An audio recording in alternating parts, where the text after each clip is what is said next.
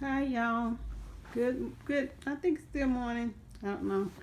This is Natty with Simply Me Journey. Well, this is what I decided to do. I had some pillows in pillow shams and pillows that I decided I'm gonna throw away because I'm getting ready to. I'm throwing all this stuff away, getting ready to make a move, right? So I decided to take my pillows and sew them together, and this is going to be what I'm going to sleep on when I get my van. I'm making my own little bed until we figure things out in a more better way. So here we go.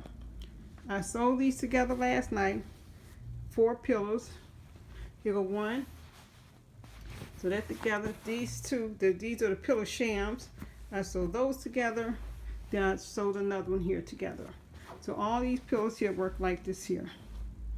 Let's see. This folds.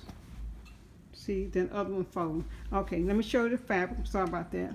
This is the fabric. Here go my sewing machine, and this is the fabric that I am going to cover my pillows with. Which this is the bottom part of the end of the fabric.